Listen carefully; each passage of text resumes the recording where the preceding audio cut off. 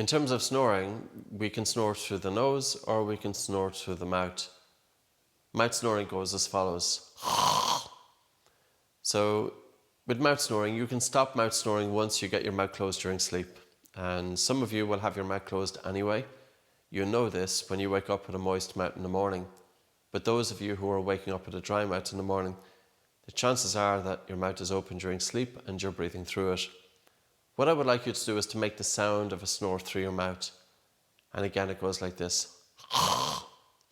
And now close your mouth and try and snore through your mouth with your mouth closed.